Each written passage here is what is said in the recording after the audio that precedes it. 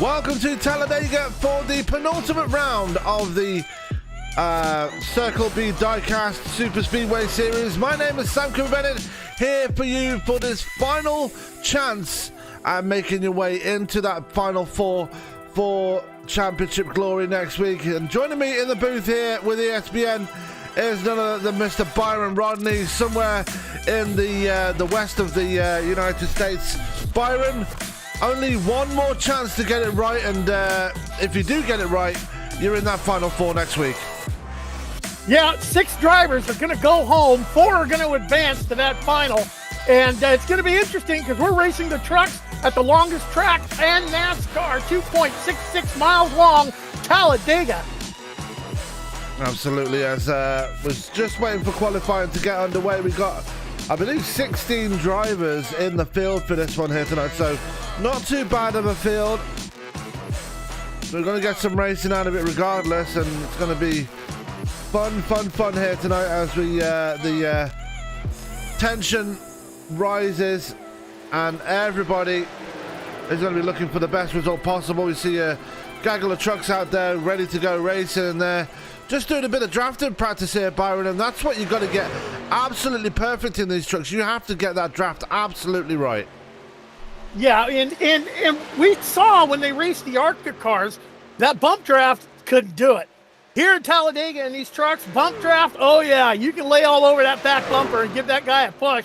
And another thing, since these trucks punch such a hole in the air, you get up, the side draft is really going to work. You're going to see guys be able to side draft their way right around the outside or the inside to get around in this thing. They get a little sideways right at the end of open practice, qualifying, getting ready to start on the track. Chris Walker, Elijah Innes also there, and it was a very fun race to watch last week. Obviously, I was a late addition to the broadcast last week, but still a lot of fun at Daytona, and looking to have more fun again here tonight.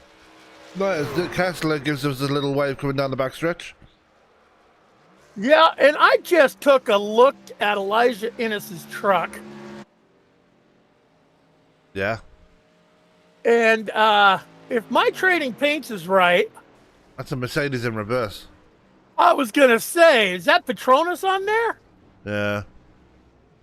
Kind of giving an ode to Formula One. Well, you're going to go that fast. We're going to be hauling 200 miles an hour here at Talladega, qualifying, getting ready to start right now. Yeah, and qualifying will get underway right now as we are ready for the first drivers to make their way out of pit road. And they only have 5 minutes, so it means I think they only have one lap to you got once you cross that start finish line, you go back across it, you're done. Absolutely. So here we go. People out of pit road already. It's already Ryan Decker. That is the first one to blink in this case as he comes out of pit road in that Oreos number 3. Even though he's scored as the number 28. Oreo dunk. Yeah. He's got the number 3 on his truck, but he's actually scored as the number 28, so we'll keep an eye on that one. Yeah, Ryan Decker out there, he's got to get that thing wound up as tight as he can on his out, once he leaves pit lane, gets it up in that high groove, rolls that high groove to build as much momentum as he can around there. I look for him to drop it down to the inner side of the track as he comes around the dog leg through the front stretch, because remember, Talladega, the start-finish line is all the way down there by turn 1. Absolutely, as here comes Ryan Decker to not complete his first lap, because this is his out lap, I think. No? It was his out lap. So now he's on his flyer. He'll be hugging that bottom yellow line to go the shortest way he can around the track and hold a pretty wheel. Not make any steering inputs and scrub any of that speed off, because you're going to see the qualifying times come in. I probably think, maybe 0.2 of a second will separate first from last? Pretty much. It's going to be very close, as it always is here at Talladega, and the gaps are always very minuscule, and we're looking to see who can actually get that edge going into the race here tonight. And it's obviously with its solo qualifying, you don't have that extra luxury of having someone's draft in front of you. You just got to do it all by yourself and try and get the best time possible. And as you already mentioned, hugging that yellow line is probably the best way to do it. Yeah, it's the shortest way around the track. When you're talking about 2.66 miles, you're looking to really try to cut that down, as he puts the time to beat up there as a 5.5777, and look at that, a 7.76. 1/1000th of a second beat him off the pole. Yeah, Elijah Innes almost immediately going to the point as well. So he's done with his qualifying. Nick Kessler jumping up to third place. Last week's winners is Chandera, looking to have another good result here as he comes out of turn 4. Let's see what he can put down for this one. Very good win he got last week, by the way. Yeah, it was he was at the right place at the right time. We'll put it that way. Absolutely. As you always expect with these guys, a lot of chaos on the final lap and went right down to the wire. Now we're looking at the resident Aussie in the group. That is Mr. Shane Newens. And Newens has had a pretty, I think by his standards, has had a pretty mediocre season. Well, Superspeedway racing, a lot of it is going to be with luck. And you don't really have to start up front. You really don't have to even be running 6th or 7th. If you're running a 10th position, when you get the white flag with 1 to go, you can actually find yourself up there in the front by the end of that lap. The track is so long. The whole idea of this is survive. No fast repairs tonight. So it's going to be all about keeping that truck clean, keeping the body straight so you get the best aerodynamics. You're running a 75% fuel load, so we are going to see pit stops. And if the caution doesn't come out, how many times have we seen it in this league, Sam? They don't come out when these guys run, and fuel strategy tends to pay off. Yeah, as Newens jumps ahead of Chris Walker in the standings right now, and he'll start in the 7th spot. Zach Bowman just crossing the line there. He's just started his qualifying lap. Let's see what he can put down. Bowman has been fast all season, so I can't see how this will be a slow lap from him right here. I don't see how it could be a slow lap for any of them.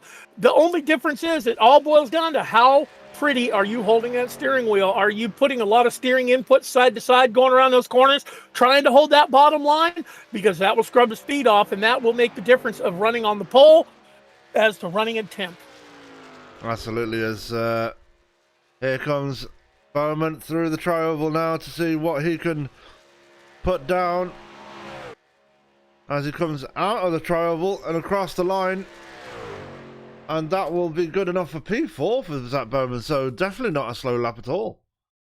Yeah, qualifying's over. We only had 9 take time. Everyone else says, you know what, I could be in the back, doesn't matter, I can get to the front when the time counts.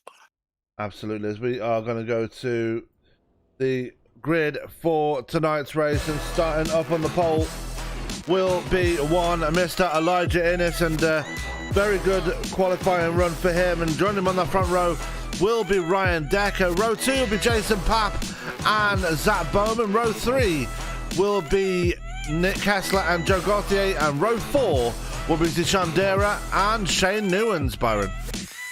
Yep, Chris Walker's going to start shotgun of the cars that took qualifying time.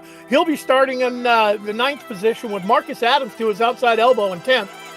Row 6 is going to have Chris Quarrell and Connor Trafari. Trafari is one we always look out for with these things. He was in the mix at the last week's race. See if he'll be in the mix at this. Brandon Wilson, Greg Marconi. Greg, congratulations to the new addition to the family. Greg, we missed you while you were gone on the other league race, but we're glad to see you back. He'll be starting 14th. Mark McFadden 15th, and Ryan Worley and John LeBombard rounding out the field. So that is your field of 17 drivers here tonight. We did have 16, but one late entrant is not too bad of a thing to talk about, as they all line up on the grid ready to go here. Byron, what are your thoughts heading into this one? Who is your pick to come away with this one here tonight?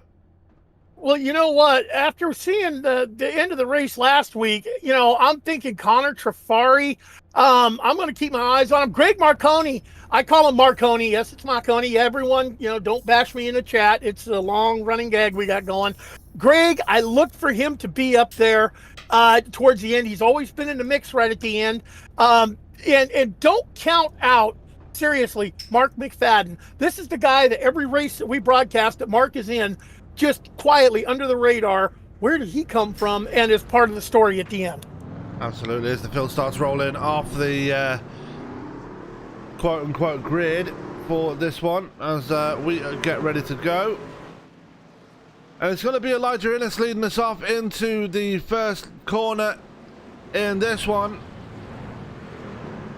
All eyes are going to be on the people that Byron just mentioned. Mark McFadden, he's been due a win for a while, and would be nice to see him get one. Another driver that's been due a win here, Byron, is also the man currently sitting in the Circle B #1.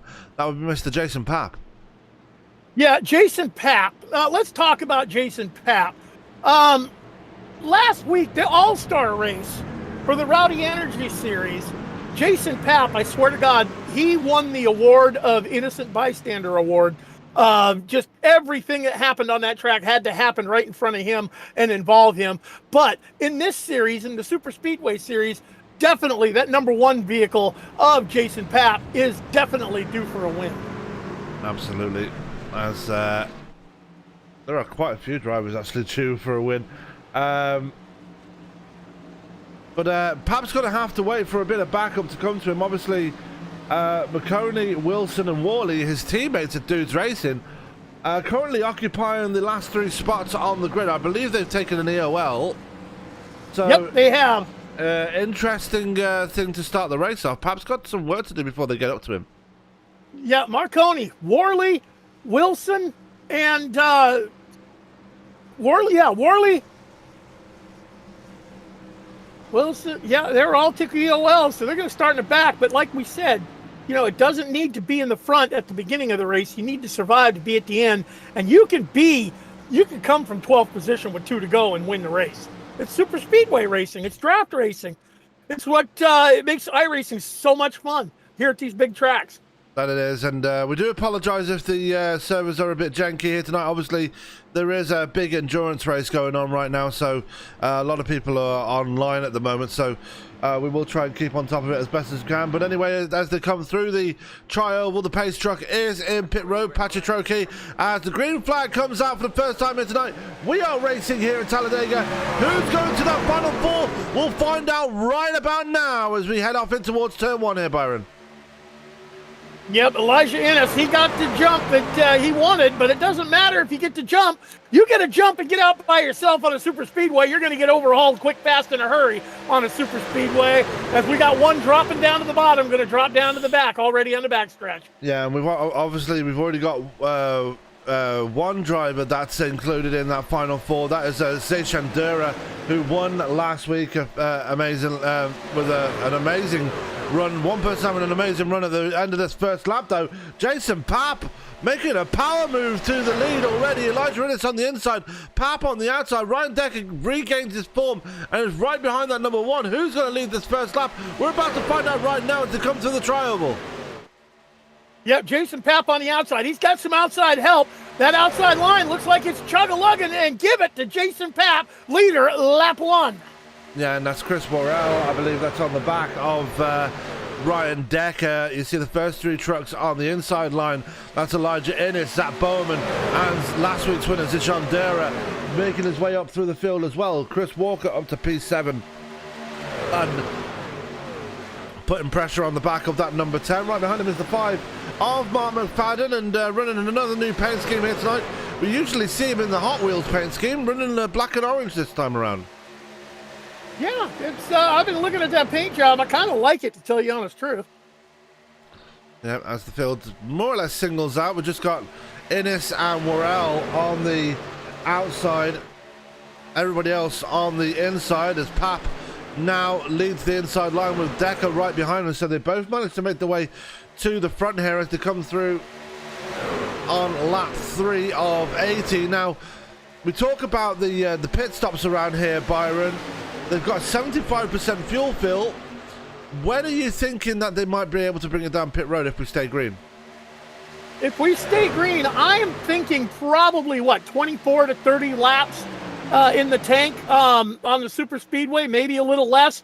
We're going to find out if we stay clean and green as this, the opening stages with this league at the Superspeedway usually do, because these guys right now are just feeling out how is things handling in traffic, how are things handling in the draft, do I want to be bottom lane, top lane. A lot of decision and filing of information is going on in the back of brains right now as they just basically put it on cruise control and see what they got.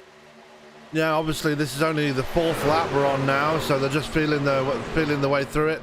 These early few laps, just to get a measure of how their truck is feeling. And one driver that's feeling pretty confident with his truck right now, Chris Walker, up to P4 now. Yeah, Chris Walker, he started back in the 9th position, already gaining spots. He's just picking and choosing, not being too aggressive. And don't look now, but I'm going to call it early because normally we don't call it. Sneaking up in the fields from the 15th, he's already up to P6, Mark McFadden. Oh yeah, and one driver that's also been sneaking his way up from the back of the field is John LeBombard. He's gone from P14, I believe, actually P17. He was qualified last, but he's up to P6 already. Yeah, and these guys are not pushing it. Now they're singling out. You got a whole line running conga on the bottom, 3 trucks on the top. The 3 trucks on the top are just feeling out how it's like to be there, but they're not getting much help with the draft as they're slowly starting to get overhauled by that bottom lane. That they are as they come down the super stretch once again, and it's Jason Papp still leading the line here at Talladega. And it's very much close racing. It's going to be all race long as we are still looking to see who's going to come out on top in this one and who's going to get that strategy call right. You see the 3 Dudes Racing drivers at the back right there. Greg McConey, Brandon Wilson and Ryan Worley just working together. Connor Trafari has fallen back there as well in the number 48. He's just sitting behind his teammate Nick Kessler right now in the Golden State Racing number 4. Well, let's be honest, Sam. We've seen fuel strategies on these super speedways. The first group to pit or the last group to pit. I think it was the last group to pit that we saw overhauled the whole field on their strategy. So I'm thinking Dudes Racing is wanting to sit in the back, and they're going to use the least amount of fuel, being able to half, throttle it around this track in the back of the pack. But they don't want to sit back there too far and lose that draft, or they'll be in serious trouble because we don't see many caution flags out of this group. Yeah, one driver that's starting to pull back ever so slightly is Chris Worrell. He's lost a bit of ground on that outside line. Now leading the outside line is Zach Bowman in that number 9 Good Wrench machine, and he's getting a nice little push from Elijah Innes, who's not exactly staying right behind him. It's actually Bowman who's going to give it up now and let Elijah Innes lead that outside line now as he goes high. Yeah, we got 3 wide racing going on here at Talladega already, but they are giving a lot of respect. Talladega is a real wide track, so you can even do 4 wide around here if you hold your line pretty good. 3 wide, not too difficult, and these guys are giving a lot of room. I haven't seen side drafting really taken into it yet. They haven't been pinching each other down real hard. No, they have not. As we start lap 7, actually we're going finishing lap 7. We're moving on to lap 8 now as they come through the tri-oval as Chris Walker now up to 3rd place. Chris Worrell starting to make his way back again, with Joe Gauthier giving him the push on the outside line right now. And Gauthier found himself in victory lane a couple of weeks ago as Worrell has a big slide there and somehow manages to save it. Great recovery there by the 6. Well, if I would have been behind the wheel of that 6 vehicle, we'd have had a caution. That was one heck of a recovery. That it was. He still managed to keep his momentum as well. He's still just ahead of that 98 of Shane Newens, and Newens making his way forward as well. John LeBombard has fallen back ever so slightly. Shandera has fallen back into the clutches of his teammate Connor Trafari, but it's Jason Papp still leading this piece as we head onto lap 9 here. Ryan Decker still just sitting right behind him, not doing too badly. Yeah, Ryan Decker, he's going to take the fuel-saving mode. Jason Papp, if he holds that top dog position, he'll be the first one that has to blink to get it into pit lane. But we have known Jason Papp knows exactly where the bottom of that fuel tank is. He knows exactly how far he can run before he's going to make his engine go. Yeah, they will do eventually. Obviously, if you stay behind the car in front of you too long, like Ryan Decker is right now, that engine will get super hot, and you're going to have to jump out eventually and get some air to that engine. And we've seen it in the past here, Byron. Some drivers forget to do that, and it's ended their night. Yeah, blown engine, long time in pit lane. So with no fast repair, sorry, sayonara, night over. So we're making it just getting up to 1/8 distance right now. There's Elijah Innes just sitting behind Chris Walker right now, and Chris Worrell has rejoined that outside line. Mark McFadden just behind him, and there is Shane Newens as well. The Aussie making his way further up the field as well. Not having too bad of a race so far on lap 10. Still plenty of racing left to go though. Yeah, but if I'm looking at that back group, Brandon Wilson and Greg Marconi and Marcus Adams. It looks like if that group don't form up, they're going to lose touch with the draft. It looks like they're falling behind. Yeah, Nick Kessler is leading that group there as Gauthier has fallen back with them. Same for John LeBombard, and still lots. And just as I say that, they kind of catch the draft back up. Problem is, John LeBombard is starting to lose ground on Ryan Worley. Worley's actually made the most progress out of the dudes racing drivers, apart from Jason Papp, obviously, and he's right on the back of Conor Trafari, who's also starting to make progress up through the field as well. So a lot of moving and shaking going on, but here comes Deshaun Dera on the outside line, being pushed by Zach Bowman. Finally finds his way back to the front again, and not quite got the clearance to get in front of Zach Bowman. Bowman actually took the lead from Jason Papp about half a lap ago. Yeah, but bottom line, top line, bottom line, top line. You're going to see some blocking going to happen a little later on. These guys are figuring out what they can do with what they have right now. That's what the early stages are, but we're working lap 11 of 80. Sam, I don't know about you, but this is already clicking off amazingly quick. Yep, lap 12 now as they cross the line. Dura being pushed by Chris Morrell. I said it was Zach Bowman pushing Dura, but I was obviously wrong because Bowman's now leading this piece.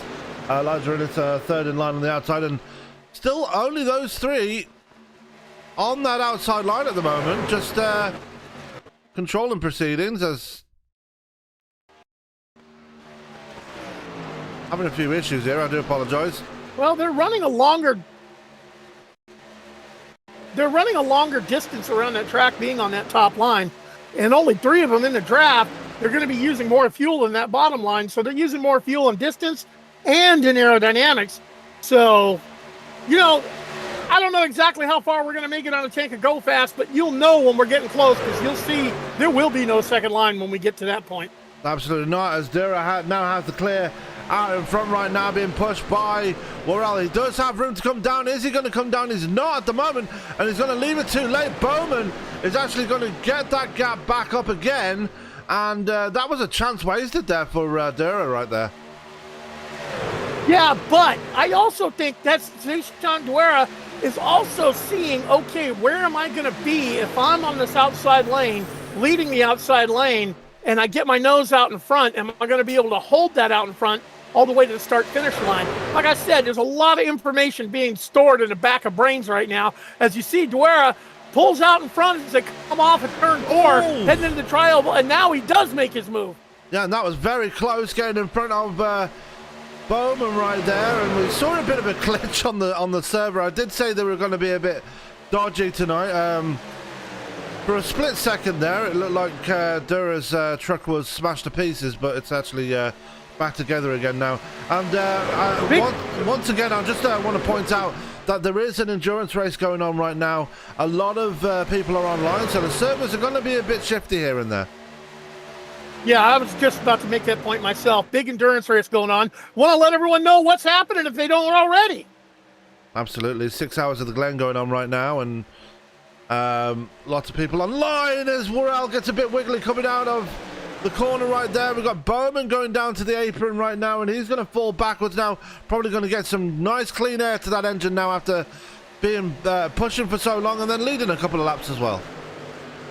Yeah, he needs to get a fresh gulp of air into the grill of that thing.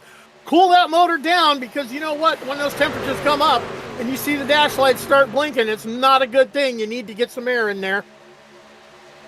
Absolutely, and he's fallen behind Shane Newens right now. Chris Worrell is now your leader. He's fallen back. He's managed to get that push in front of Dura. Dura took the lead away from Pap, and then Worrell managed to get in front of Dura, so it's a lot of shuffling at the front right now, but Pap's still staying up with these guys. Chris Walker has fallen back ever so slightly. He's dropped back to the 7th spot, still occupying that inside line. He's got John LeBombard to his outside, and things are going to start getting... Well, people are going to have to start putting their thinking caps on now, Byron, because I'd say we're about 10 laps away from pit stops here. Yeah, that's what I'm thinking too, and I'm also thinking of teams, because every time we've seen it, we've seen the teams all pit together so they can come out of the pits together, and Dudes Racing is kind of spread out all over the place. That they are. Pap actually leading that lap on the outside line, so good to see him still fighting for it, but his teammates, Ryan Worley back in P12, Brandon Wilson in P14, and Greg McConey back in P16. Not exactly the help he's getting right now, as Worrell still leads this piece coming out of turn 4. Yeah, we got Decker all over the back bumper.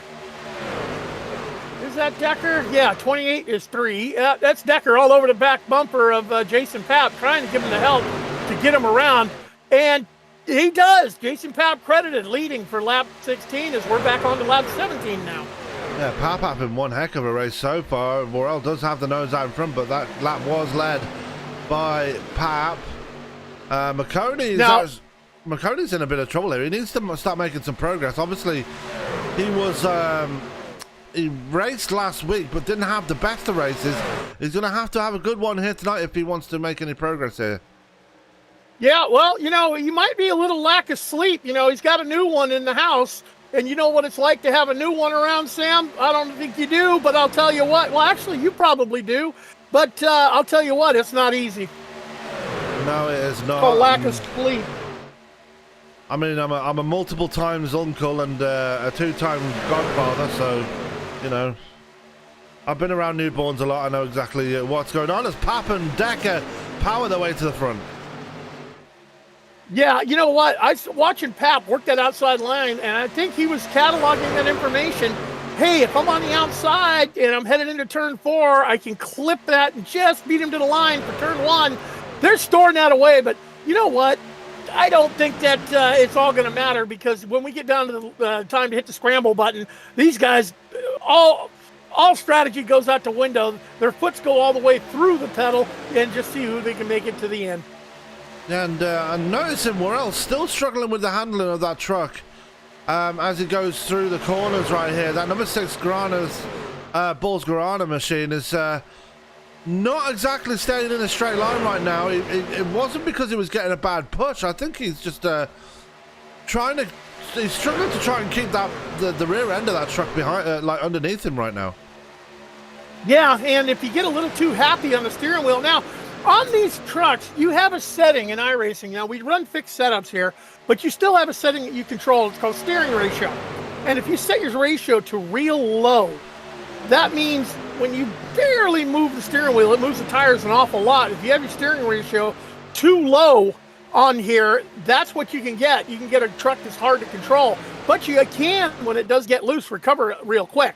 When you have your steering ratio opened up all the way, you're holding what we call the pretty wheel, where you're not, scrubbing the goodie off the tires, keeping it straight. But if you do get it out of shape, it's a lot harder to control. So it's 6 of one, half a dozen of the other, personal preference for the driver.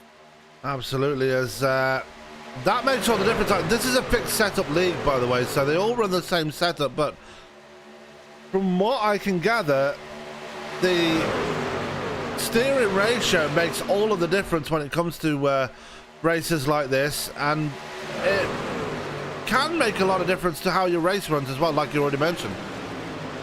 Yeah, and not so much on the super speedways, but the other tracks that we go to, your steering offset.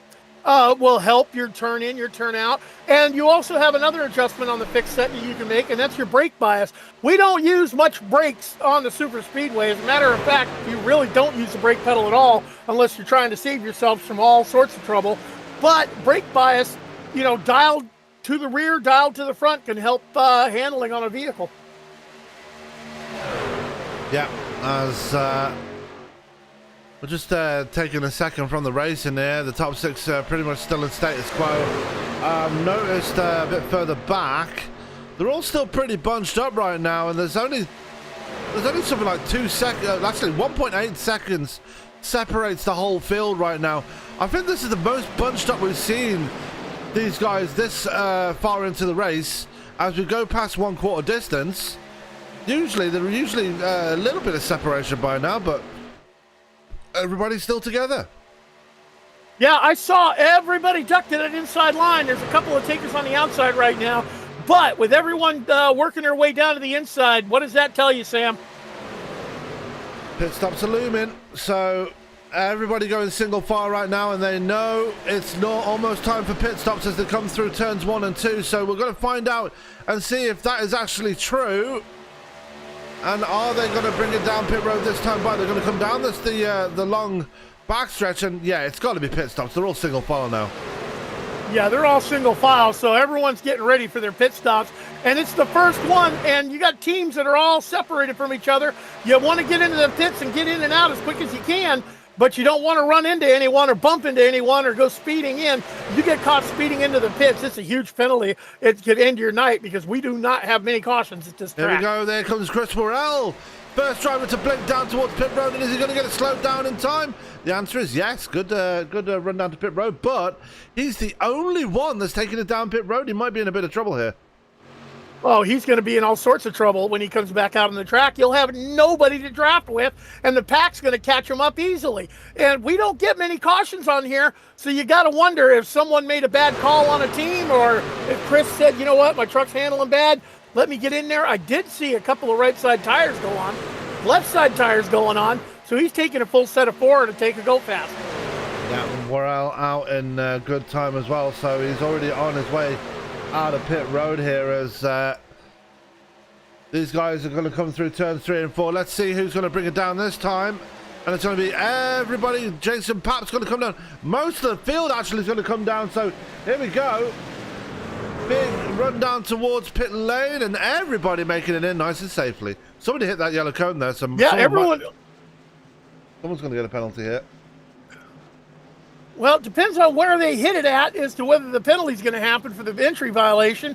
But that is the most organized and fastest I've ever seen this whole group come in. Not one person bumping into another. I haven't ever seen a group this big come in like that before. Well, they've had a whole season to practice it, and they've got it absolutely nailed on this time by. As one comes straight back out again, Mark McFadden didn't even hit his pit stall. I think he missed his pit stall right there. Oh, that's going to hurt because he's going to have to come back in to get fuel at least. As I got my eyes on the rest of the group, the rest of the trucks that did not pit, they're all coming in now. Yep, here they come. Nick Kessler, Ryan Worley, Greg McConey, Brandon Wilson, and Shane Newens all bringing it down pit road. 5 trucks in situ right there, and they made it down pretty perfect as well. So very well organised pit stops right now. Mark McFadden's going to have to come back in. We know that already, as the rest of the field already back out of pit road, and you saw Chris Morrell in the background right there. He's managed to rejoin right in front of John LeBombard, so he's had that extra lap on the tyres. He's already warmed up, he's ready to go, but he's quite a ways back from his teammate Marcus Adams right now. Adams might want to think about slowing up. No, actually, Morrell actually not as far back as I thought. Now we're going to, Mark McFadden brings it into pit lane.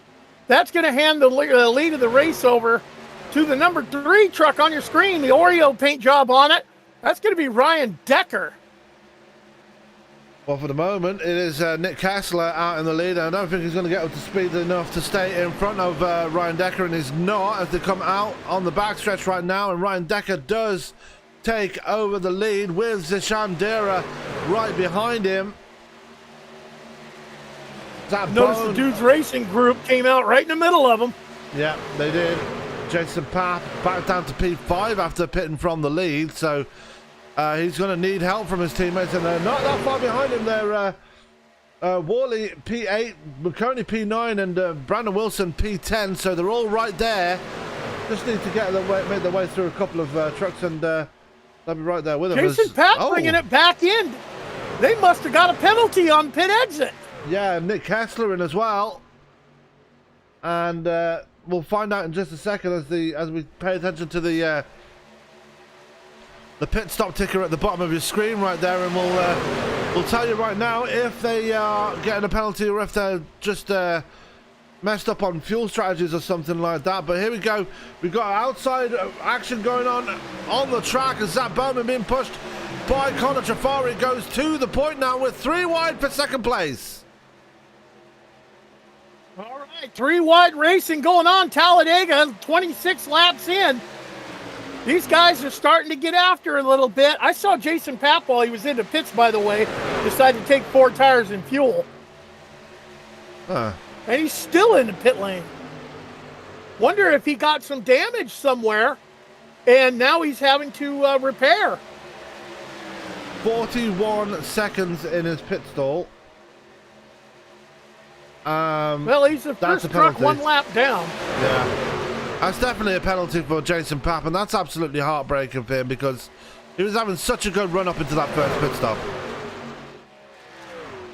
Well, back to the front, Zach Borman and Ryan Decker. Decker's fallen back, actually. Yes, he has. I'm just now noticing that.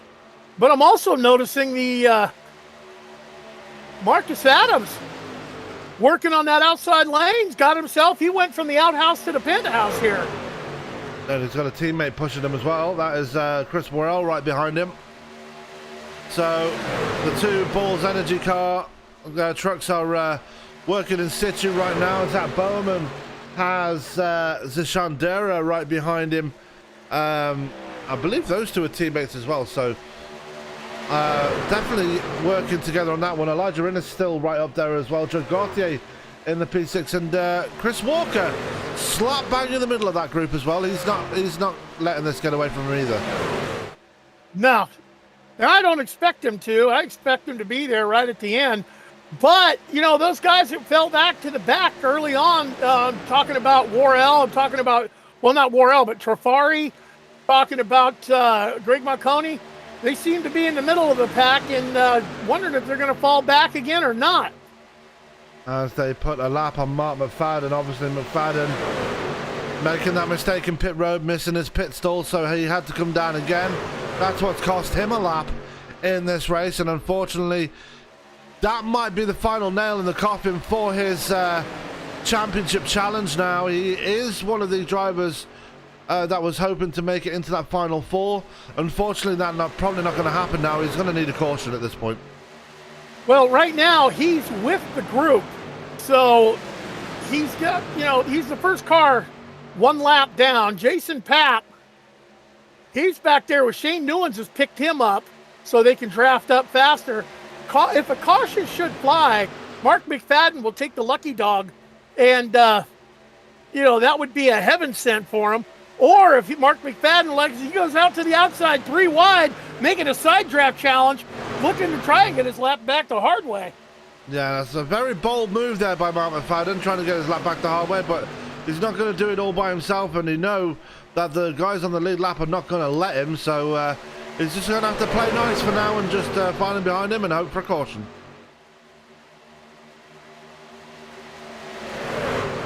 As the Bulls Energy drivers actually going up high.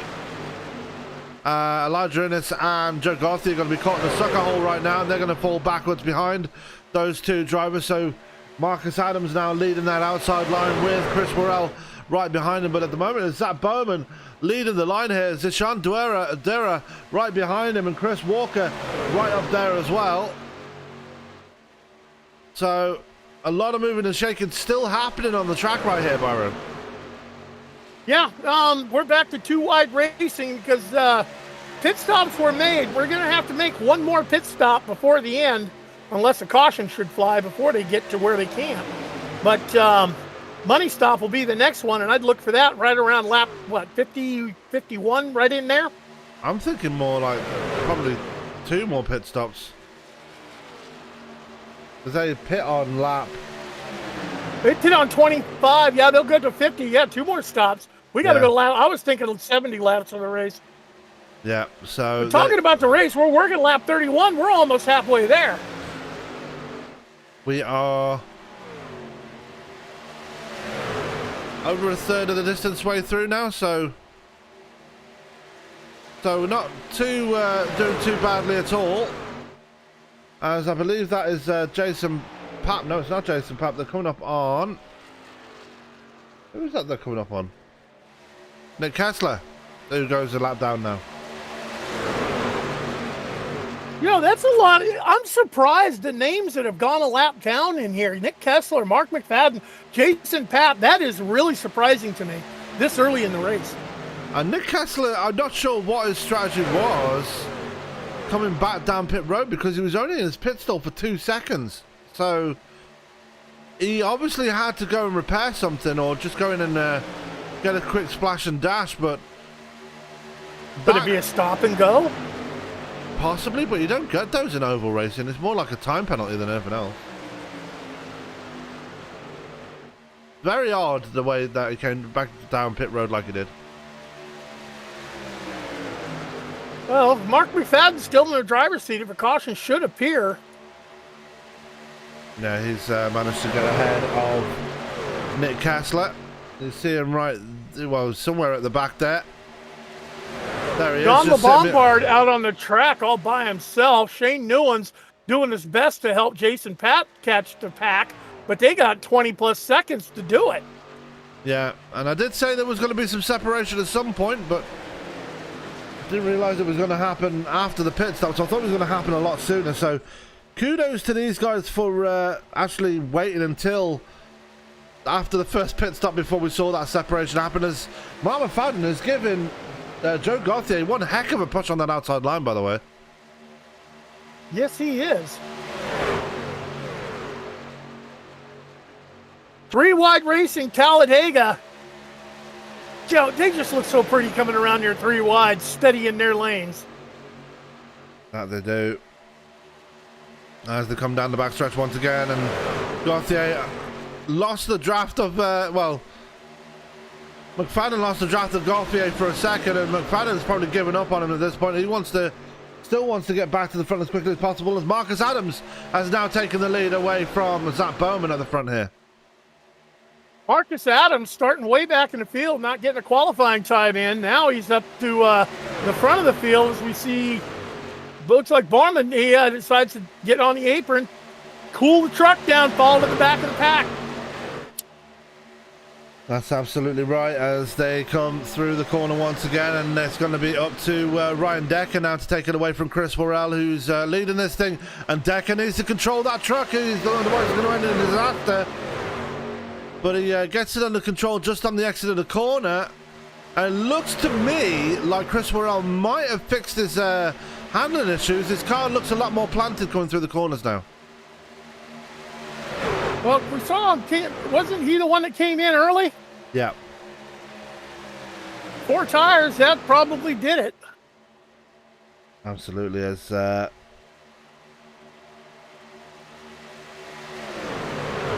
just looking for the next pit stop now and see who is going to be the fastest coming out of there at the moment. It's the 2 Bulls Guaranas trucks that are really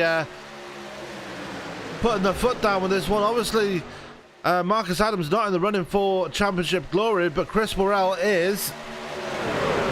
So he will be looking to have a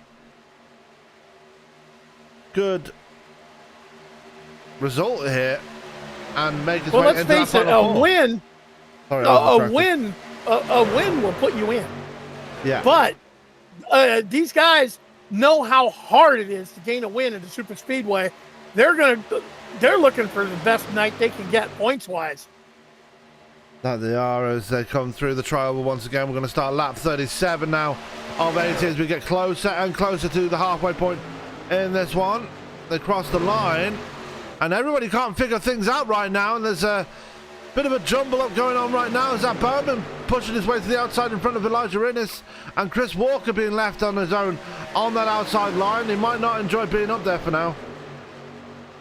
Well, Chris Walker looked like he made that shift up there. The side draft does not look like it's carrying a whole lot of momentum, but Chris Walker now, he's got help on his back bumper in that extreme outside lane. That he does as they come through. Not for long. No, not for long at all. Chris Walker's going to get absolutely freight trained here right now, as there goes Worley and Decker.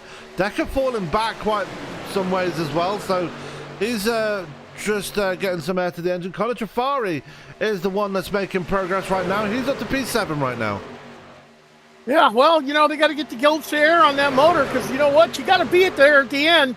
If you're not going to get good points or a win with a wounded motor. Absolutely not, as they work their way on lap 38. Now they pit on lap 20. Well, Chris Worrell pit on lap 22. Actually, he pit on lap 22.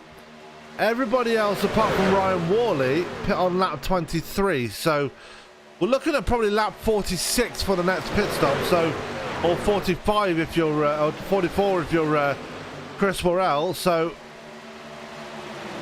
that's the magic number we're looking for there, Byron. Lap number 46 or number 44 if you're Chris Worrell for those next round of pit stops. Was it, refresh my memory, was that Chris Worrell that came in by himself ahead of everyone else on the pit stop, and we were thinking, what's he thinking? Yeah. He's up there running in fifth position. Yeah, that he is. File that one away in the back of your brain. If you're the first one to make your last pit, you might be able to hold it out there and have a heck of a shot at the end. Yeah, and he's definitely putting him, he's not let that early pit stop get to him. He's still right there in the running, as now Joe Gauthier is leading the outside line with Ryan Worley giving a push. On early pit stops happening right now, are they? No, Bowman pushing his way down to the apron. He wants to save some tyres and fuel, as now Joe Gauthier leads the race coming through the tri-oval. Well, that was kind of a scary move there. That just, the whole dynamic of that just changed very quickly right there. You know, we've seen people leading the race, and we've seen them fall back to all the way to the rear, and the ones in the rear work their way all the way to the front, as we are working lap 40. Next time cross the line, cross flags will be in the air halfway home. This is true, as they come in towards turn 3, and it looks like Bowman is really backing off now. He elected that outside line just to get out of the way. Now has Chris Walker right behind him as they come out of turn 4. Joe Gauthier, your leader, as we hit halfway, and that means we are going to go for our halfway break here as they come across the line. Joe Gauthier, your leader, as we head into the second half of this race. We're going to take a quick break. We will be back with the remainder of this race. Do not go anywhere. You are not going to want to miss it.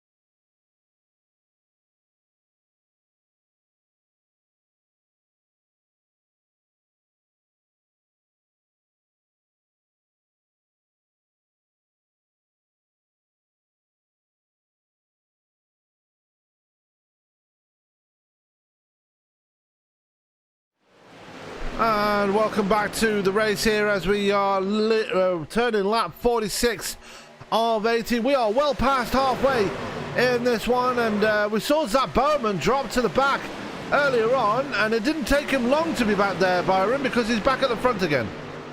Oh, yeah, it don't take long at all. We talked about it. It can happen in 2 laps here at Talladega. You can go from the penthouse to the outhouse quick, fast, and in a hurry as here we go, green flag pit stops. Here come the crowd. Yeah, and we're all actually going to come down with them this time. A big lockup by Elijah Innes going into pit road and really struggling to get woed down, but managed to get it woed down regardless as they come down towards pit road. I do not like this camera angle because it's got this Pache Troche's in the way. Oh, Pache Troche parked in the way. We're going to have to fire him and hire Pache KR for the next race. Yeah, well, I'm going to be looking to see if they can actually do that. But as we go back to the action on track right now, it's actually Jason Papp in front of the pack right now as he is actually looking to try and get one of his laps back the hard way. As they come out of turn 4 right now, Mark McFadden is going to be the next one to jump down to pit road, but nobody else going with him. It looked like there was a couple coming with him. Yeah, there we go. It was Newens, and I believe that is John LeBombard that's gone with him. There was smoke in pit road, so someone's had an incident somewhere. I caught a little bit of that smoke. Yeah. Don't know what happened, but that leaves Greg Marconi up on the top spot for the moment, but pit stops are going to happen for the Dudes Racing Group. Yeah, this is a strategy call here by Dudes Racing. They are all together, apart from Nick Kessler, obviously. I believe he's representing Golden State Racing. But Kessler trying to get his lap back the hard way as well, so he's trying to progress forward. As here they come out of turn 4, and here they're coming towards pit road here, Byron. Yeah, okay, now we're doing the math. We knew we ran 25 laps at the beginning of the race before we saw pit stops happen. So they're basically going to come back out as everyone's working lap 49, 50, 25, that's 75. We're going to have to do a gas and go. This is not the money stop. By my calculations, we got one more stop that's going to happen if this should stay green the rest of the way. Now we do as McConey, Wilson, and Worley all hit their pit stalls. Kessler in as well. Chris Walker is having issues, I believe. Chris Walker is put it on the hauler. And that's probably what the smoke was. He probably called it a night after getting it all wrong into pit road. As they come out of pit road right now, the Dudes Racing drivers, but look at Zach Bowman coming with a head of steam with Connor Trafari right behind him. Those Dudes Racing drivers are about to be swallowed up whole. Yeah, they're going to be swallowed up whole, and there's going to be a huge gap to that front draft. So you got to wonder, did the strategy call go awry? Should they have pit earlier or not? Well, maybe not. Looks like they're going to be able to latch onto the back of that pack. We'll have to wait and see. Absolutely, as we are working lap 49 of 80. So, closing in on 30 laps to go. Zach Bowman, who's been in the front and fallen backwards, but look who's right behind him here, Byron. Your pick to win this one, Connor Trafari. Yeah, Connor Trafari having a good showing. You know, we saw him run towards the rear early as they overhauled Jason Papp coming off the track. Yeah, as the two Balls Guarana trucks working together, and a win here for Chris Worrell will automatically put him in that final 4. And the question then will be asked of who else is going to join them, because obviously Trafari won 2 weeks ago. Dura won last week, so that's 2 spots locked up for the final 4. It's just who's going to take those final 2 spots, and at the moment, Zach Bowman and Connor Trafari and Chris Worrell, actually Zach Bowman and Chris Worrell, in the running for those final 2 spots. Everybody else around him, not really right there right now. No, Marconi's got to run at that top, getting himself into the final 4. But if he's going to do it, he's going to have to stop running mid-pack and work his way and be up there at the front. It does lead the points in the points chase, so he is at the top at the moment, but he doesn't want to fall too far off this lead pack, because if he sees Bowman and he sees Chris Worrell finish ahead, and if one of these win, that leaves only one spot left, so you got to assume that if Bowman stays up there with Worrell, or Worrell stays up there with Bowman, if either of those two win, then the other person in that little group there would be in line to take that final spot, wouldn't you think? Yeah, that's what I would think. Well, we're going to find out for certain in about 29 laps, as they're working lap 52 right now. That they are. It's still very close. We've got 11 drivers on the lead lap. Joe Gauthier is the man currently sitting 4th in points right now. And he's currently sitting in P11 right now, and there's a bit of a separation between him and the lead pack. He has got Mark McFadden, John LeBombard, Shane Newens, and Jason Papp right behind him at the moment. As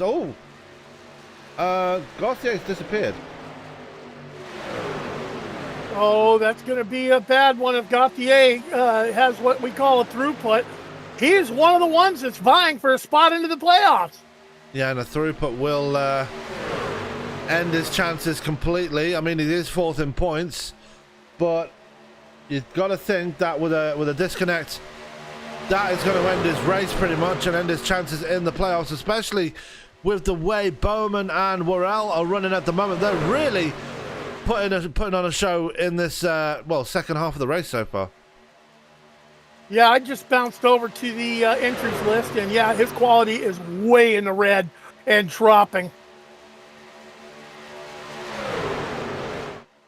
And that's the interesting thing now. It doesn't say that you fell throughput now. It actually says you disconnected due to packet loss now. So it's a new system that they're operating now with this whole connection loss thing.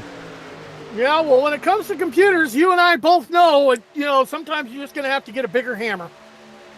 Well, or a better screwdriver, in my case. No, I had some precision screwdrivers. That was fine. But yeah, server been acting up a bit lately tonight. That's because, as we've already mentioned, there is a big endurance race going on, and it's kind of playing havoc with all the league servers right now. So, going to see a couple of drivers drop out here and there, and it's going to really create havoc for the broadcasters as well as has already happened. And it is official. Joe Gauthier, the server has disconnected due to incoming packet loss. So there you have it. Gauthier out of this one and probably out of the run-in to make it into that final 4 now, and that's got to be heartbreaking for Gauthier. He was making a really, really good run for it as well. All right, Sam, now see, here comes the brain bender time. We know we got to make one more stop, and you're going to have to make that stop with about at least 10 laps to go. So we're working lap 55. You came in, say what, 6 laps, 7 laps ago? When do you pit? Do you short pit early, right when your fuel window opens up, or do you run the tank dry? What is the strategy? What do you think is going to work best? If it were me, I'd wait until about 20 laps to go. That's well within the fuel window. Take it in, get a splash and go, and get myself to the end of the race. Obviously, tyres not really a factor on this track, so fuel, all you need to do is put in 20 laps worth of fuel, and you're good to go. So that's what I do. Or do you run it all the way out towards the end, where you only need, say, 7 laps of fuel and no tires, only fill it, 7 laps worth, and get out quicker? Strategy. This is why the crew chiefs get paid the big bucks. This is why the big brain benders happen. Yeah, and the other factor you got to think about, if you do decide to short pit, you got to trust that someone's going to come down with you, because you need someone to be drafting with in order to get back up there. If you go too early and nobody goes with you, then that will put you way down the order and well off the pace if you're running by yourself.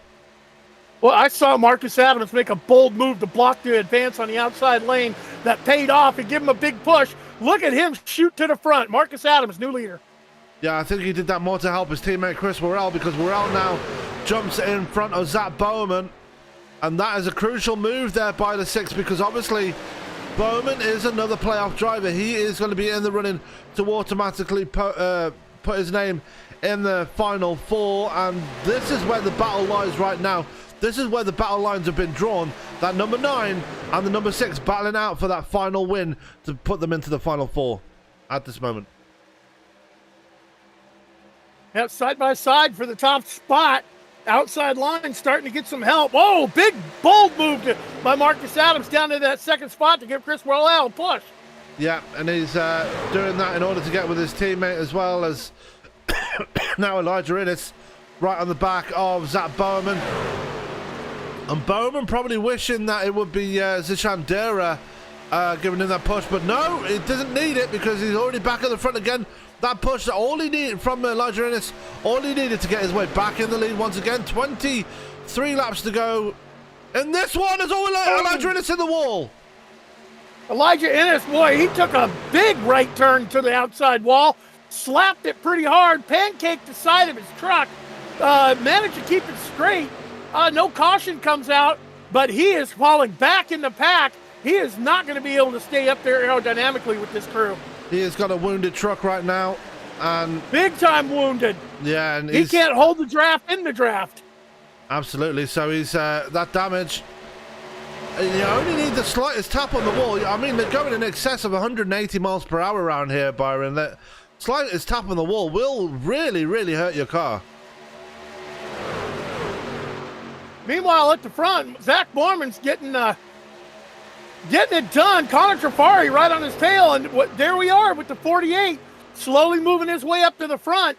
Connor Trafari doesn't have anything to lose. He's got a win under his belt and an advancement to the final race as one of the final 4. So if he should win this, 2 will advance on points. This is getting exciting. We're coming up to lap 60, 21 to go. So now we're going to see who's working the fuel strategy, who's going the short pit, and who's going to long pit. And here's the kicker right here. If Zach Bowman wins this one, that's going to be 3 Golden State Racing trucks drivers in that Final 4. So Golden State Racing going to be looking in a very, very good position in that final race to at least, well, for one of them, I mean, they have a 3 and 4 chance of picking up the driver's title next week. Well, yeah, the team title going to them, but you got to understand, we're going to have 3 teammates. If that should happen, you'll have 3 teammates in the Final 4. And do you think they're going to work as a team? What's the team agreement? 5 to go, we throw the agreements out the window and go for the win? There could be a lot of bent fenders and bent feelings at the end of the championship run. Yeah, Marcus Adams and Chris Worrell starting to fall by the wayside right now, but we saw with Zach Bowman that he fell back earlier and already found himself back at the front within the space of a couple of minutes.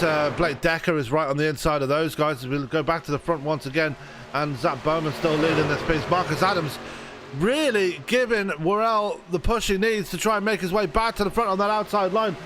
Not giving up whatsoever. Worrell really hungry for this win here tonight and really wants to put himself in that Final 4. He's going to have a hard job to do it, as I believe other drivers in the running for that final win. Brandon Wilson in the running for that one. And what has happened to Greg McConey? He's at the back of that lead pack, just ahead of Nick Kessler. Gauthier's called it a night. He's not come back in at all. He knows he's done. Well, he may have lost power at the house. That's an incoming packet loss. That means, I don't know what it means. He could have lost power. He could have lost internet. Did he not? That's the only thing that did he not, feed the squirrel for the treadmill? Or did he not pay his electricity bill? All right. I'm thinking strategies are, let's get the pit lane, because I don't see any too wide racing anymore. And just as I say that, there they go to the outside. Yeah, so this is where you're going to see strategies come into play. We're within 20 laps to go. And I already said if it were me, I'd make that short pit happen and try and get out and hope that someone goes with me. And nobody's going to make it down to pit road right now, so I'm guessing they're going to try and squeeze every bit of fuel out of that truck as possible in order to I think they're playing a blinking game right now, and see who's going to blink first and come down to pit road, because everybody seems to be a bit worried, like, well, if I go down pit road right now, no one's going to go with me and I'm going to be left on my own at this point. Well, if you're dudes racing, you got guys that are going to come with you, and they're in their team channel calling out that strategy. Zach Borman, he is the sitting duck right now. He's got to wait to see if somebody else blinks to go, and then he'll duck down. Or if he goes, will anyone go with him? But we did see Chris Worrell go by himself and stay in that lead lap. So, you know, it's anyone's game in this thing. They're all running single file. Any takers now? No, we're going to stay out on the track. Dennis Diaz in the chat saying, "Sup Byron, we missed you Wednesday." Well, you can blame that on bad internet. That's the reason why he wasn't there on Wednesday night. Yeah, where I happen to be parked at, I'm not going to name names, Flagstaff, Arizona. It's got lousy signal for bandwidth. I was not even able to get any kind of data so I could download an update and get online. And I couldn't even get online. It was a nice change of pace to have Frank and Tony in the booth, so it's always nice to have a change of pace every now and then. I was happily running on cameras and everybody else just doing their own thing, and it was a good night overall. Yeah, I really miss being there for Endurance for Amateurs. I really liked it. That league we got dudes racing. It's the first ones to blink. Pit side coming in. Yeah, Brandon Wilson and Greg McConey and Ryan Worley coming in, as well as Nick Kessler. So dudes racing going to try and play the strategy game here, and this is crucial because they come down as a team. They're all going to leave together at the same as well. Yeah, and they all got it. Whoa, it looked like there was no question about making it to pit entry. No penalties are going to happen. So this is a final stop for the dudes racing team as they exit the pits right now. We're going to see where they cycle into when everyone else makes their pit stop. The rest of the group is still on the track. Let's see how long are they going to hold it out to the very bitter end on their fuel, or are they going to bring it in pit side? We're going to find out here shortly. Yeah, we're about to find out as they come out of turn 4, and already Trafari down on the apron, and look at that, we've got the 3 Golden State Racing drivers coming down, so we've got a team battle going on right now. Actually, all 4 Golden State Racing drivers coming down as Elijah Innes joins them as well. So Innes going to have some damage to repair in that pit road. I noticed during that pit stop, the 3 dudes racing drivers, they took only fuel on that pit stop. Nick Kessler, though, he took tyres, so obviously a driver that knows that he's got nothing to lose just decided to take tyres anyway. Yeah. Elijah Innes getting some fuel. All right, the 4 teammates are out of pit lane right now. Let's see where they cycle with Brandon Wilson, Greg Marconi, and Ryan Worley as they cross the start-finish line right now. I don't think they're going to do it. I think Trafari and Bowman are already up to speed here, and it's going to be very close to see if they're going to get up with them. You see Bowman and Trafari right there. They've got out well ahead of Dura and Elijah Innes. Dura probably not so worried because he's already locked into that final 4. But here comes Dudes Racing. 3 against 2 right now. This is going to be interesting to see if they get out ahead, and they're not. They're going to be... well, the 2 in front of them are already up to speed as Decker, Adams, and Worrell are now down in pit road, just getting their final fuel stop out the way. All right, the last teammates are done, so we'll see where they cycle out at.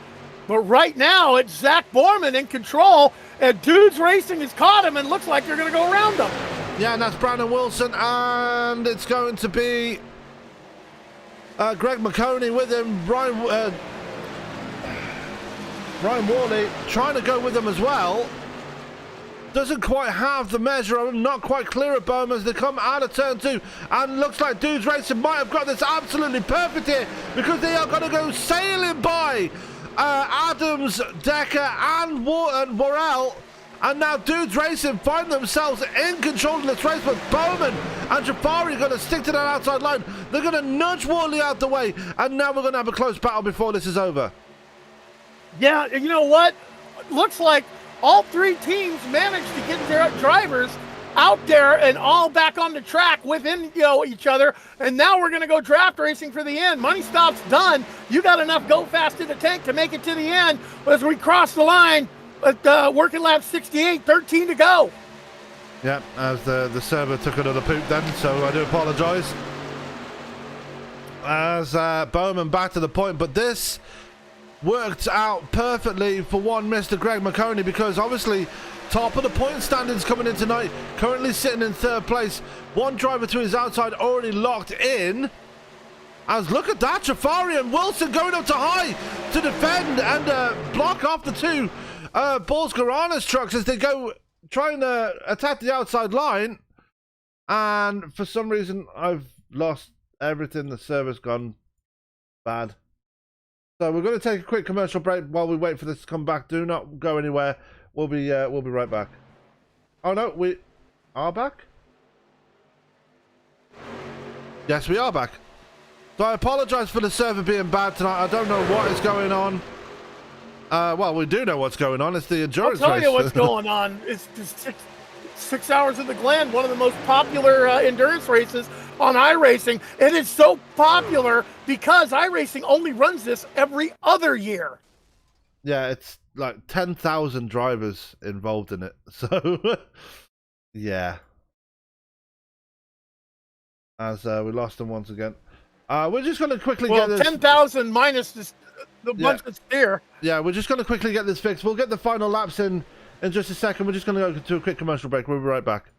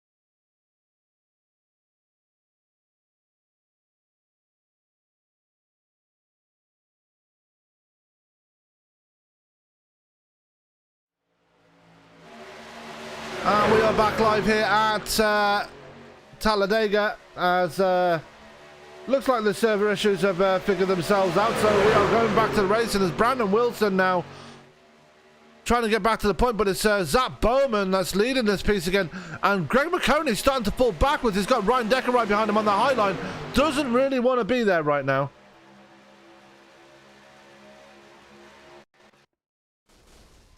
No, he doesn't, but he needs to get to the front. He needs to really start pedaling that thing. Yeah, the servers are still playing up. I'm sorry about this, guys.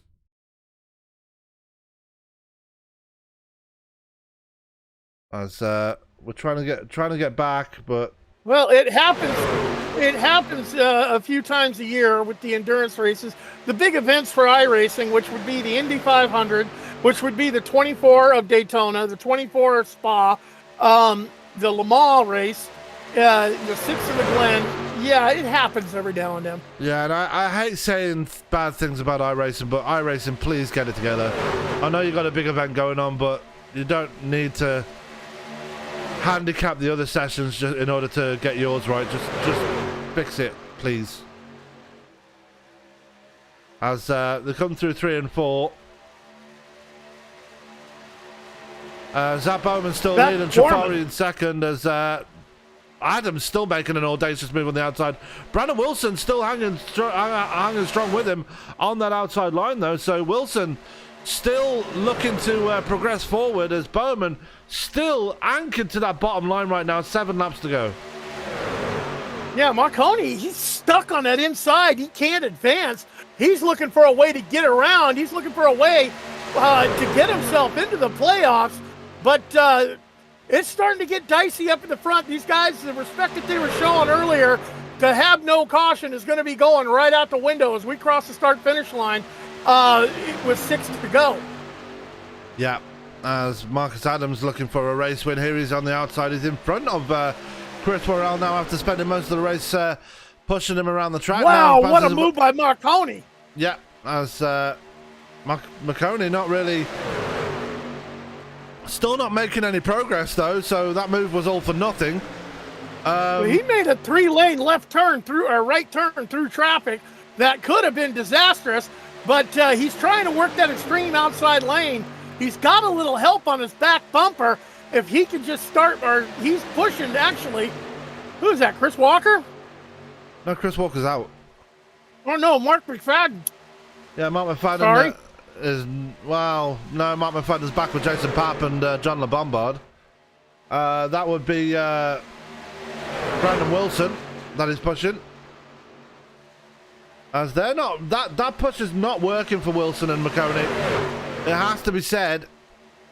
Them operating that high line, it's not working out for them at all, as they've fallen back to with Elijah Innes. And I'm surprised Elijah Innes is actually staying up there with these guys. Obviously, with that damage to the right side of his truck, you'd think he'd have lost a bit of speed in that number 68 machine.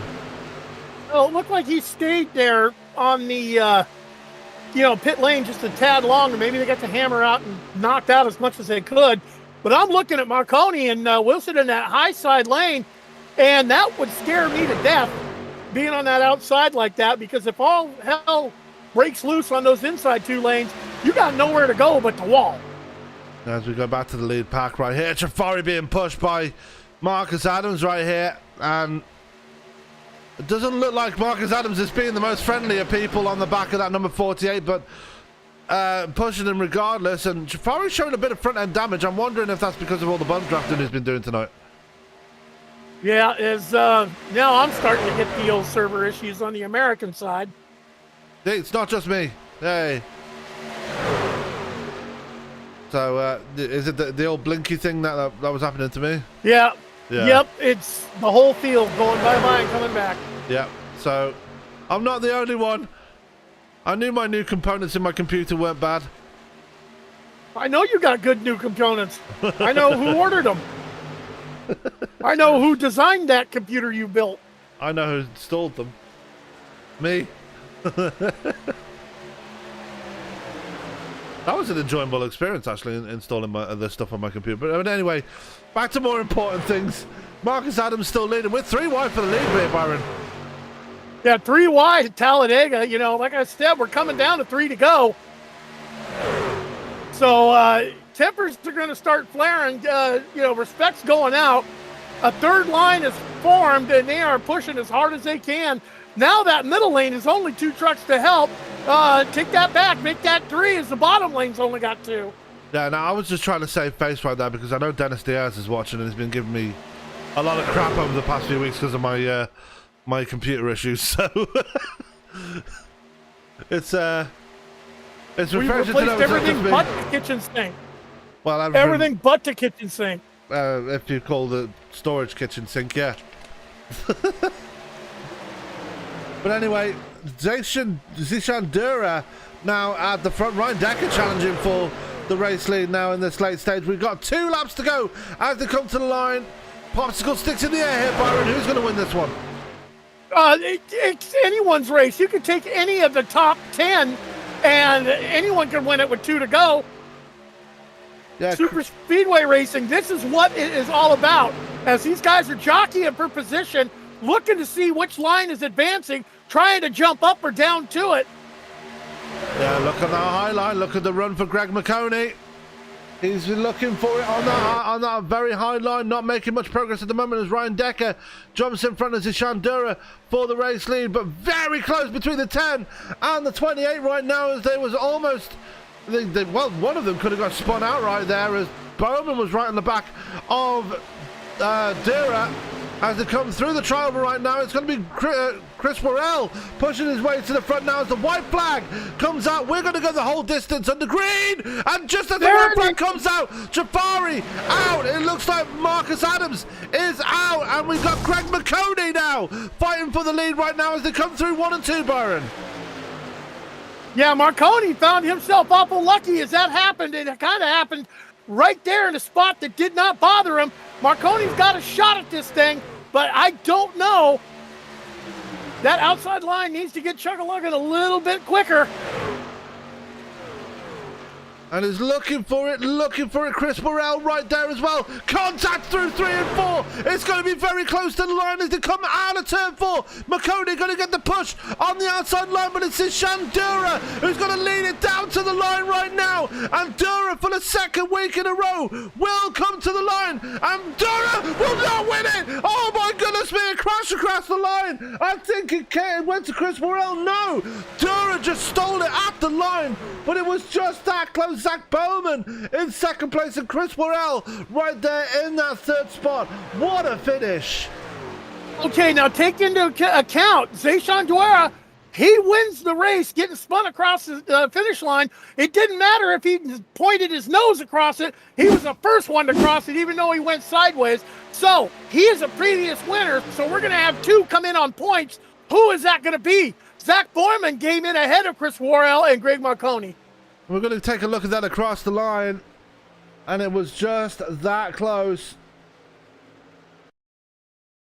That was going to keep it going. As they come out of turn 4, we're on a dynamic cam here, so we are able to see exactly what's going on. And as they come through the trial, we see Worrell going below the yellow line. Now, that is illegal in so many words as we go to quarter speed right now. And it was Dura, his rear bumper winning him the race right there. Winning it by a rear bumper. Save that clip for the finish. Look at that. 1, 2, 3, 4, 5 trucks. And the one that won pointed the wrong direction. Save that to send that to iRacing. Well, I've already had one video clip highlighted on iRacing here tonight, but it's Shandura that's going to get his second race win in a row. A driver that was very light on race wins, not just last season, but most of this season, and all of a sudden finds 2 in his back pocket in 2 successive weeks. Zayshawn Duera, right place, right time award goes to Zayshawn Duera. And that's got to give him a lot of confidence going into next week's Final 4, right? Well, you know, looking forward to it. It's all going to boil down to what car at what track. Absolutely. We're going to wait for him to finish his burnout right now. He's got most of his rear end missing because of that contact across the line. So it's just, well, I don't know what to call that. We can't call it a pavement modified because most of the damage is at the back. A reverse pavement modified. There you go. Yeah. So we don't know who is progressed to the Final 4. Whether being on points, but I know Greg McConey was right there, and there was still 2 spots available. Obviously, Shandura already locked into the playoffs. It leaves 2 spots open. I think those final 2 spots have gone to Greg McConey and Zach Bowman. That's my personal thought. We're going to find out when they calculate the points, and I know they're probably already itching to find out. Yeah, but first of all, let's go to the interview portion of this race, and we're going to go and find... well, Byron is already making his way down to the victory, well, down to the track right there, and he's already found the race winner, Mr. Zishandura. Okay, Zayshawn Duer, second week in a row, time I'm talking to you in Victory Lane, and I have a freeze frame on my machine looking at this finish. 5 trucks, all within 100th of a second of each other, and your truck crossed the finish line with the left rear corner of its bumper first. Tell me about that race. Yeah, that was a hell of a race, honestly. Probably one of the best races I've ever been in on iRacing. We were racing the whole time. No one was riding at the pack. We were 2 and 3 wide the whole time, and no one wrecked until the white flag. So it's always great to see that. No one got taken out by anything but their own like pit road mistakes or something like that. So it's great that we were racing the whole time. And uh, when we came up before, I knew Zach would stay committed to me because he was points racing. And I think someone went below the line, and someone went 3 wide on top. So I think we were 4 wide, and then we all came together, and then we wrecked. So I was nervous because I don't know if I have or have not, but I have a memory of someone losing a race in my position there. So I was nervous, but I guess everybody wrecked. So I'm glad to put on a good finish. Yeah, well, you put on a finish that is already been clipped, saved, and our illustrious leader, Sam Cooper Bennett, is going to have that one submitted to iRacing because that was Awesome. one heck of a finish. You know, Awesome. you're already locked into the playoffs. Mhm. We haven't figured out who's going to be the other 2 that are coming in on points. I'm thinking it's going to be Zach and Greg. So, what's your thoughts going forward in this last championship race? I would love to win the title, but then I like Greg, Zach, and Connor. I like everyone in the Champ 4.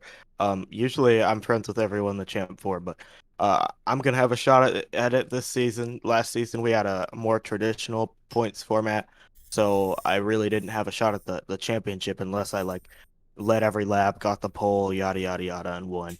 But everyone has an equal shot, so um, you know, I'd love to win it, but if I don't, I'll still be happy for whoever else does. So, Well, that's a lot of grace right there given to a lot of co-drivers. And I'm going to tell you what, man, you guys ran 80 laps caution free, right up there to that final lap. You know what? Anyone you want to congratulate that helped get you here? um, you know, everyone on the team helped so much. I really enjoyed racing with the dudes racing guys, the balls out racing guys. I think everyone did a phenomenal job up there. I mean, to run a race green and to only have one wreck on the white flag was just great. So it was just a phenomenal race. I love this truck plate package. I think it's the purest plate racing we have ever had on the sim. Um, and it was just a great race. Thank you to all my teammates, Harpoon Design, Lot 9, Taz Racing Customs, you guys for broadcasting, Circle B Diecast, Rowdy Energy, iRacing iFlag, Butt Kicker, Midwest Motor Customs, and then Jason Papp for putting this show on. Well, you know what? Everyone's appreciative of the fact that you're here racing with us too, man. That's your race winner, everyone. The number 10 machine piloted by Zayshawn Duera. Yeah, I'm just doing some looking up here at points, and points are already in, and I can confirm that Greg McConey, I believe Greg McConey, Zayshan Dura, Connor Trafari, and Zach Bowman have made it into the final 4 going into next week. So we are going to reach out to the man that has just made it in to that final 4, and that will be Mr. Zach Bowman. And Zach, I just took a look at a quick peek at the points there. It looks like you have just scraped it into that final 4. How do you feel? Relief. I mean, I kind of raced every lap tonight with that in mind. I raced very unconventionally for myself. I'm rarely up there as much as like I never want to be up there and just chugging through gas like that. But I wanted to lead the most laps. I wanted to keep the car clean. I did that for all but about 50 yards there. So I'm ecstatic. I knew coming down to it at the end with like 3 or 4 laps to go. I knew who I could have win, who I couldn't have win, who I needed to beat. It's nice when cards go in your favor and you execute there at the end. So I'm thrilled. Yeah. Yeah, and you made it through by just 8 points over Brandon Wilson. Obviously, Joe having the throughput midway through the race kind of helped you towards that. But to talk about your race right there, obviously you were playing the strategy game, also trying to do mathematics at the same time, and just trying to keep the car on the track. I mean, it's a lot to think about while you're trying to win a race here, isn't it? I had quite a headache, but I mean, it was mended because I worked with some really, really, really good guys. Connor, Z, Nick, Eli, they really helped me out. They kept me at ease. They were pushing me. They really, really wanted me to get through, and they were doing all they could. Sometimes, kind of sacrificing their own races at times to really, really help me, and I'm indebted to them. Bummer is now I have to be their rival next week because that's kind of who we're going with for the title. But yeah, my race was great. I was up front. It was nice. It was really, really entertaining to look up in the mirror and see 3 wide and know I wasn't really being a part of that at times. So yeah, it was fun. These trucks are great. Oh, I'm just so amped up. The adrenaline just going through. Yeah, and let's talk about that final. I mean, 3 GSR cars going through to the final. Gotta be an absolutely proud moment for your team. But you already said it right there. It's not going to be so much of a team effort next week. It's going to be you're going to be going from teammates to rivals next week. And how do you go about playing that? Obviously, feelings are going to get hurt, but how do you keep on top of that and try not to come away with next week's race without any bent feelings? I think what we all want is to put all of ourselves in that position to win. Kind of similar to tonight. It's just that the stakes weren't there where Connor, Z, myself, we were all right there at the end. And I think that's kind of our method every week is, hey, let's just get there at the end.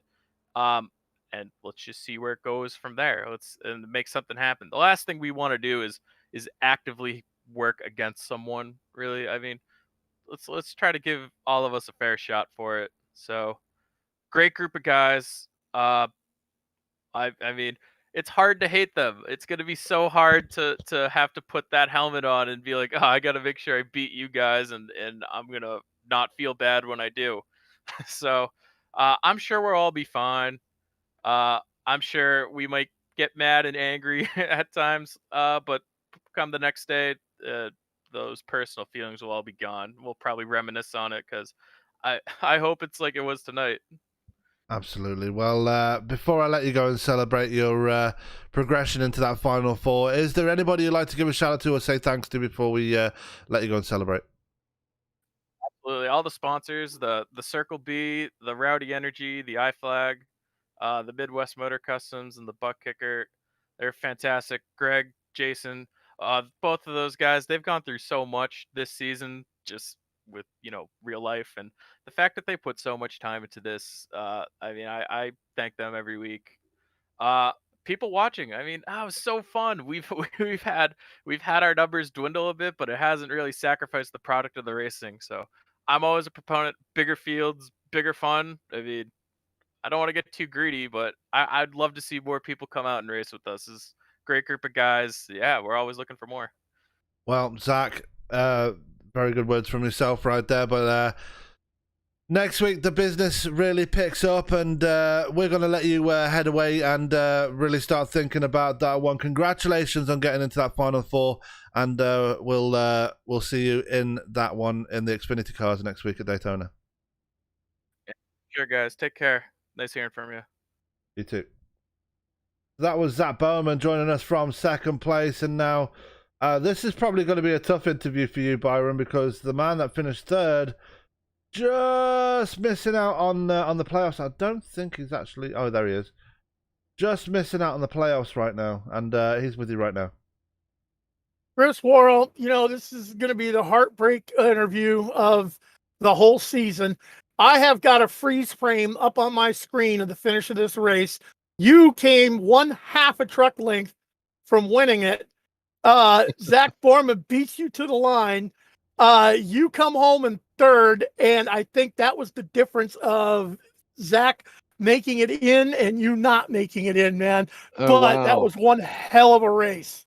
Yeah, it was a lot of fun there. It was me and Marcus against the world in this race. It really sucks that obviously Ryan didn't mean to get into Connor there at the end and take out my only help, which ironic was the fact that, Ryan Decker was the only one who helped us this whole race.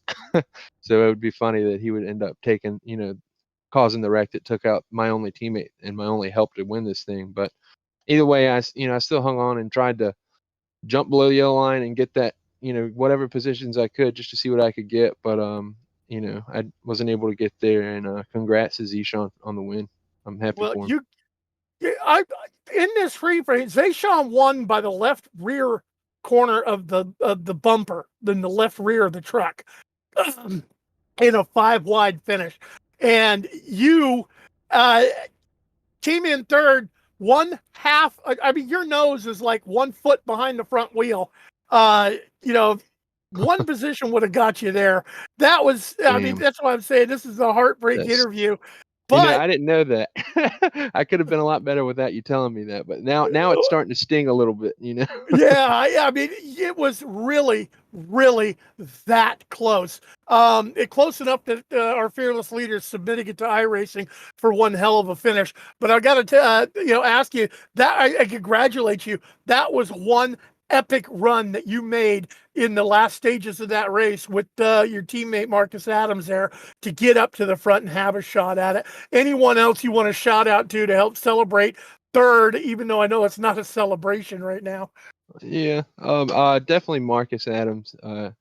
He's been there every week. He's been one of my only teammates to actually stay in this league and help me out. So main shout out to him first and foremost. And I couldn't even been here like fighting for him if it wasn't for him. I kind of got beat up all season without having any other teammates. So I really appreciate him. Jason Pat for putting on the league for sure. Midwest Motor Customs, Plan B Sales, Rowdy Energy, you guys for doing the broadcast. Thank you so much. We always love watching the replays of this thing. I can't wait to see this finish.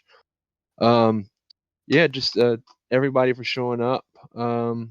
I don't know. Thanks to everybody in the race tonight for actually putting on a good race and not causing cautions the whole damn thing. And It's definitely not a C-fixed race because no cautions for 80 laps at Talladega in the trucks, Superspeedway, and the pack was all there. You guys are amazing.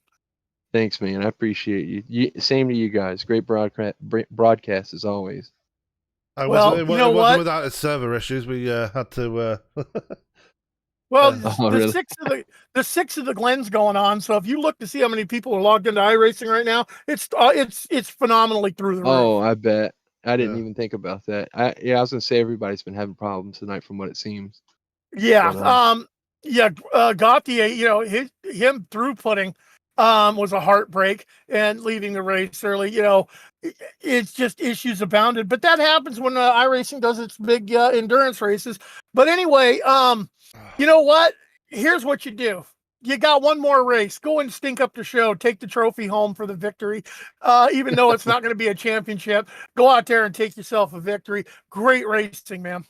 Thanks, man. I appreciate you a lot. Y'all have a great night. You too. That's your third place finisher, the Heartbreak Kid, Chris Worrell. Yeah, and it did sound pretty heartbroken at the end of that one. And that just made me want to cry, man. He's like, well, I wish you would. Now it stings. I'm like, oh, crap. Absolutely. I do want to speak to the fourth man in that final four, but he's currently doing something live on his end right now. Let me just send him a message. I'll bring him in anyway. We'll be live on his as well.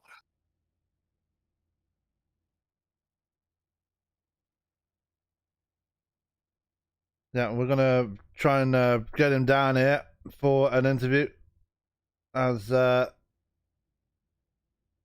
gonna try and get him. He said sure, but is resistant. As we're gonna bring him down right now. And Greg, you had to fight for that one, but you've made it into the Final Four and looking for a championship next week. You got to be feeling good, especially with the week you've had. Yeah, it's been a heck of a week. We had our first daughter, well, our first kid, our daughter was born last Saturday. So that was you did go out and buy a shotgun to protect that daughter when she turns about 15, right? not yet. Not yet. But yeah, it's been, I mean, tonight's plan, I just wanted to push Brandon. My goal was to get Brandon in. That's my only focus tonight. That's why I was in back all night, working with him. You know, I tried at the end, but once he fell back, my thought was, you know, maybe I can jump ahead of him, have him push me up, and then see what I can do to control the other two lines. But, you know, it just didn't work out. Chris was working with the GSR guys, and it was fun while we were working with Nick in there and some of the other GSR guys. But, you know, we just never got the shot. When they lined up 3 on the bottom, I knew there was no chance Brandon and I were going to make the run. So we did what we could, raced them hard, and it ended up how it ended up. You know, I mean, I'll take 5th place out of that. It was a fun race, but let me tell you how close your 5th place was. You came home in 5th place, 4/100th of a second behind the winner. yeah, I mean, it's great, but you know, like I said, my focus was Brandon tonight. I wanted to get him that win because I knew he needed it. I knew when I came in with only like 15 or 16 guys that raced tonight, 17 of us. I knew that unless John led most laps, or Zach or John won the pole, I was locked in no matter what, just because there weren't enough guys that would be able to get ahead of for me to fall behind. So I knew coming in I was in a good spot. So that's why I just said, you know what, let's just go out, focus on getting Brandon this win, and see what we can do in the championship. Sadly, it didn't work out, but you know, now I got 3 dudes racing teammates all ready to help me out. Yeah, and well, you're going to need the help because you've got 3 GSR drivers all looking back at you when we head to that Final Four next week. We already spoke to Deshaun and Zach, and Zach already confirmed that GSR are not going to be throwing any team orders into it next week. So is that going to help your favor, or do you not trust that little announcement that they made? I mean, it is what it is. What's said is what's said, and what's done are 2 totally different things. So I mean, it's going to be it'll be interesting. Definitely interesting. I know they've got 3 guys off one team going in, you know, and when you get down to the end, when you got 3 guys all fighting for it, who's the lucky one? You know, I'm coming in with 3 guys at Dudes Racing that, you know, we're focused on. If one of them can get the win, great, take it, you know, but we're fighting. I'm fighting with those guys to get the title. Yeah, and I believe this is going to be I think you're running for your 2nd title. Am I correct in saying that? I think I've been, since this league started, I think I've had the eligibility for every championship or one championship. I think I may not have, but I've had to back out of several others for other commitments and stuff like that. Yeah. So I know last time I was able to fight and run for it, but this time, you know, I've got nothing planned except for that title coming next Friday. Apart from a newborn keeping you awake most nights and depriving you of sleep, but that's besides the point. Oh, you're going to be deprived of sleep for the next 18 years. Let me tell you. Oh yeah. The sleep is an interesting part of all of this. I'll tell you what.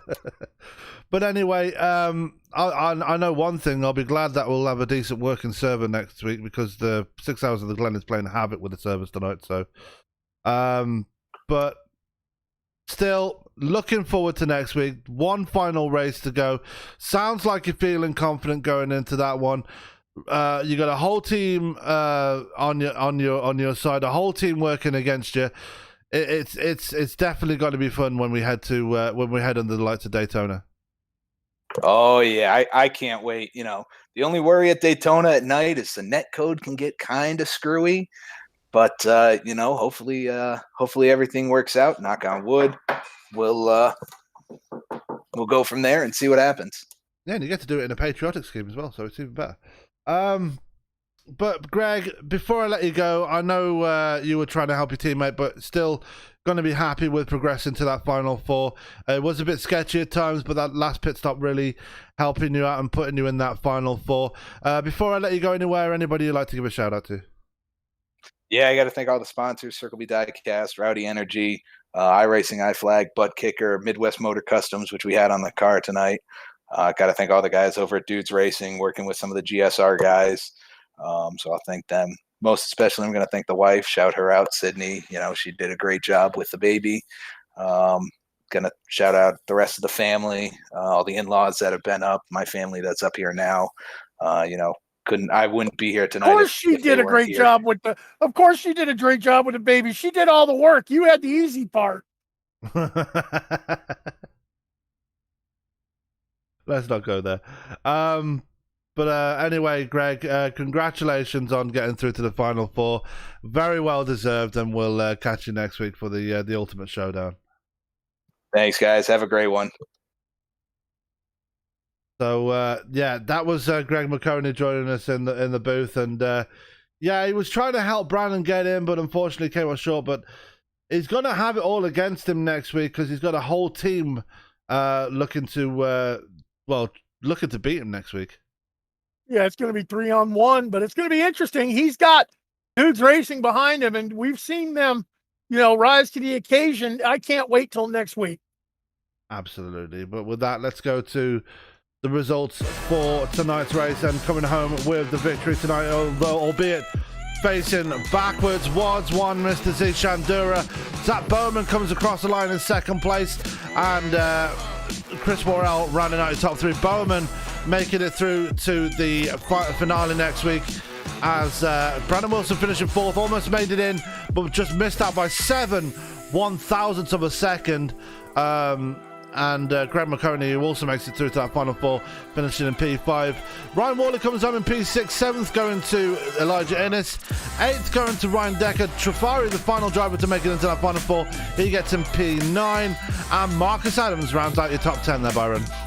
Yeah, Mark McFadden, he comes home in 11th. John LeBombard in 12th. Shane Newens, he brings home the 13th spot, followed by Nick Kessler, Jason Papp, Joe Gauthier. He had a rough night. He got dropped.